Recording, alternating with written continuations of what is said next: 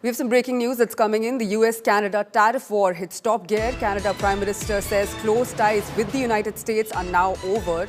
He further says will restructure Canadian economy.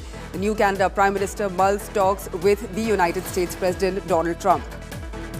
So Mike Carney has said that the era of deep economic security and military ties between Canada and the United States are now over. And he said this yesterday after President Donald Trump announced steep auto tariffs.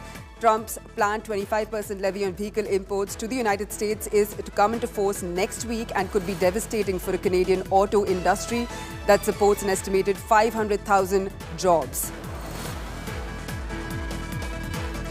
Shashank Mattu, my colleague, is joining me live on the broadcast with more details. Shashank, this comment that has come in by the Canadian Prime Minister, it doesn't really bode well for Canada and US ties. What can you tell us?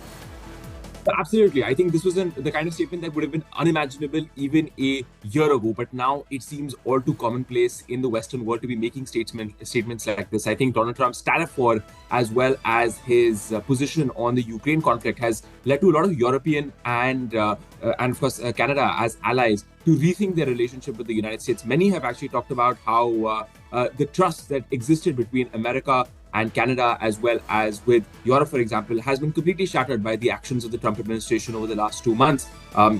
Many of them feel that the tariffs that have been levied by Donald Trump on the Canadian auto industry have been completely unprovoked and unjustified, and that's across the political aisle. It's become so unpopular that, in fact, the Liberal Party, which is Mark Carney's party, was expected to be wiped out of the elections. Now they might actually win because they've stood up to Donald Trump and they're pushing back against him. That's how unpopular Donald Trump is at the street level in Canada. And Mark Carney, of course, with his statement right now, saying that the era of deep security ties is over, is not only signaling this anxiety among Canadians about Donald Trump and the relationship with America, but he's also trying to score some political points because he knows that he's going into an election on April 28th and he wants to win that election and he wants to capitalize on what is his calling card, which is anti-Trumpism, which has become rampant in Canada. Right. Shashank, he's also called the auto tariffs unjustified. And he said that they were in breach of the existing trade deals between the countries. What countermeasures do you think you can see Canada taking at this point?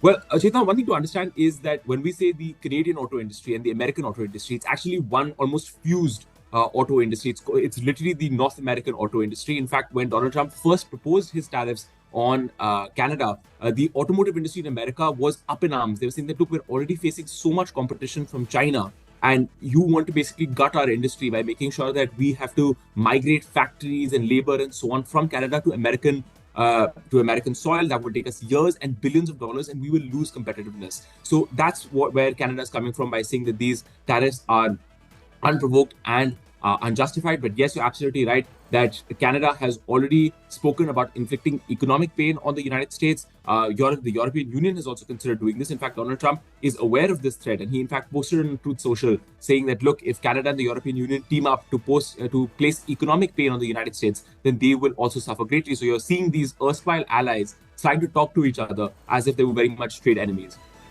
Absolutely, Shashank. Thanks for bringing in that perspective on the story. Now the Canadian PM has said that the close ties with the US, Canada-US, are now over.